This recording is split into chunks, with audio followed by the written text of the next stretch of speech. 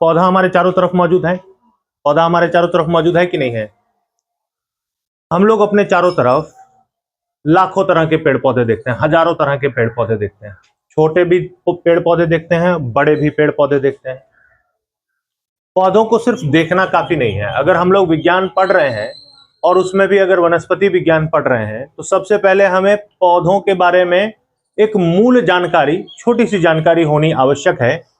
उसको समझने के लिए हम इस टॉपिक को जानेंगे। सबसे पहले देखो, यहाँ एक पौधे का रेखांकित चित्र बनाने का हम कोशिश किए हैं, ठीक है, जिसमें तुम लोगों को समझाए हैं कि फूल क्या होता है, फल क्या होता है, प्ररोह तंत्र क्या होता है, कलिका क्या होता है, नोड क्या है, तना क्या चीज है ना?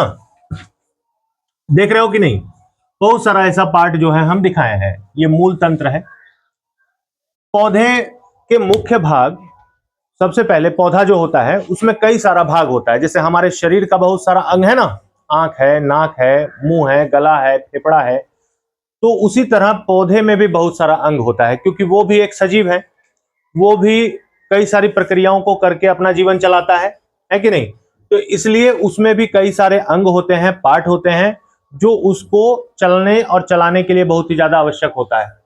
पौधे के मुख्य भाग जड़, तना, पत्ती, फूल और फल है।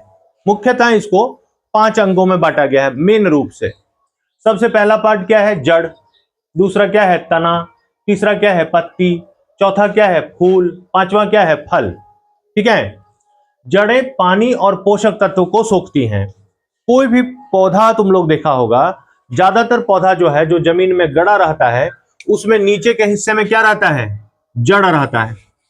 पोषक तत्वों को और पानी को पौधे किसकी सहायता से ग्रहण करते हैं? वो जड़ के माध्यम से ग्रहण करते हैं, जो मिट्टी के नीचे रहता है। पानी और पोषक तत्वों को वो सोखते रहता है और आगे सारे पार्ट्स तक पहुंचाते रहता है। पौधे को सहारा और भोजन पर पहुंचाता है। अच्छा, पौधे को सीधा खड़ा रहने में मदद कौन करता है? जड़ ही करता है। ये मिट्टी को नीचे में जकड़े रखता है और ऊपरी संरचना को सीधा और अच्छे से खड़े रहने में वो मदद करता है, सहारा प्रदान करता है। पत्तियां प्रकाश संश्लेषण द्वारा भोजन बनाती हैं। पौधे में जो पत्ता रहता है, यही प्रकाश संश्लेषण अंगक इसके अंदर मौजूद रहते हैं और यहीं पर भोजन का निर्माण होता है पौधे के लिए। पोषक तत्वों और जल को ये पौधे जड़ की सहायता से ग्रहण किए, पत्तियों में बाकी सारा प्रक्रिया कंप्लीट हुआ और भोजन का निर्माण हुआ। और फल बीज की रक्षा करते हैं। जब भी कोई पौधे में फल लगता है, तो उस फल के अंदर ही उस पौधे के प्रजनन का एक अंग होता है, जिसको बीज हम लोग कहते हैं। बीज से नया पौधा उगता है, तुम लोग को पता है। उस बीज को सुरक्षा कौन प्रदान करता है? फल ही प्रदान करता है। बीज के चारों तरफ जो आवरण रहता है, वो उसके लिए पोषक तत्व की आपूर्ति करता है और उसको संरक्षित रखता है। अगर वो फल ऑटोमेटिकली जमीन में गिरेगा, तो उस बीज के लिए पोषक तत्व और सुरक्षा वो फल पहले ही उसका इंतजाम करके रखता है। इन्हें जड़ तंत्र और तना तंत्र में बांटा गया है, यानी कि जमीन से ऊपर का हिस्सा को अलग तंत्र कहा गया है और जमीन से नीचे के हिस्से को अलग तंत्र कहा गया है।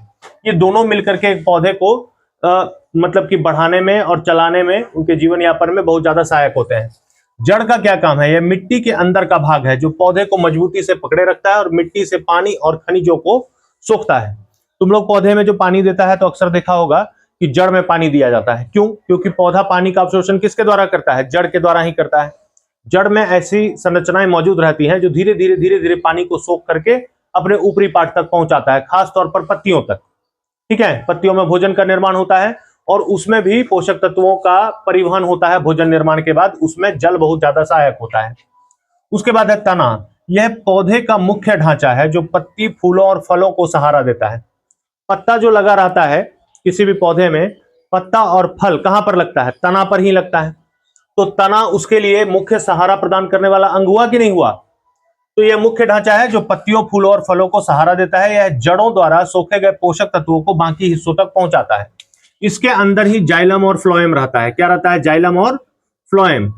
जाइलम और फ्लोएम का क्या काम है? एक का काम है पानी को पौधे के विभिन्न हिस्सों तक पहुंचाना और दूसरे का काम है खनिज पदार्थ और पोषक तत्व जो पौधे के लिए आवश्यक हैं, पत्तियों में जिन भोजन का निर्माण हुआ, उसको पौधे के सारे हिस्से तक पहुंचाना। उसके बाद है फूल। यह पौधों का प्रजनन अंग है जो सुंदर और रंगीन होता है। किसी भी पौधे का प्रजनन अंग जो होता है वो उसका फूल ही होता है। क्या होता है? फूल। फूल के द्वारा ही वो पौधा क्या करता है? प्रजनन करता है। यह हिस्सा रंगीन और सुंदर होता है। हम लोग फूल को देख करके आकर्षित हो जाते हैं कि नहीं? फूल देखते हैं तो मन करने लग जाता है कि इसको तोड़ लें, इसका सुगंध देखें कैसा है। उसी तरह सोचो, वातावरण में कितने छोटे छोटे कीट हैं और जीव जंतु हैं, वो भी फूल को देख करके आकर्षित होते हैं क्योंकि उसका रंग और बनावट ही आकर्षक होता है। बस समझ में आया? लेकिन प्राकृतिक रूप से फूल पौधे का कौन सा हिस्सा है? प्रजनन अंग का हिस्सा है। ठीक है, वो मुख्य रूप से पौधे में किस लिए होता है? प्रजनन करने के लिए होता है। उसके बाद है बीज। फल के अंदर होता है जिससे नया पौधा उगता है। कभी भी किसी भी फूल के बाद तुम देखना, उसी के नीचे में जो बड रहता है उसी के अंदर फल का निर्माण होता है और उसी के अंदर फिर बीज का निर्माण होता है और उसी बीज से फिर नया पौधा उगता है। तो बीज का ये काम हो गया। जड़ तंत्र में क्या है? जमीन के नीचे का हिस्सा जिसमें मुख्य जड़ और सहायक जड़ें आती हैं। जमीन के नीचे का हिस्सा देखो, ये जमीन है मान लो, इसके नीचे का हिस्सा जो है ये जड़ तंत्र कहलाएगा। क्या कहलाएगा? जड़ तंत्र। इसमें छोटा छोटा छोटा छोटा संरचना होता है।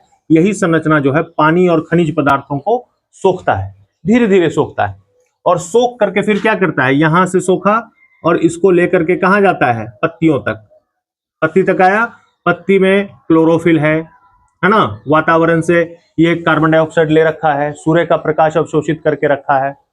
यहां पर किस चीज का निर्माण हो जाएगा? ग्लूकोज का।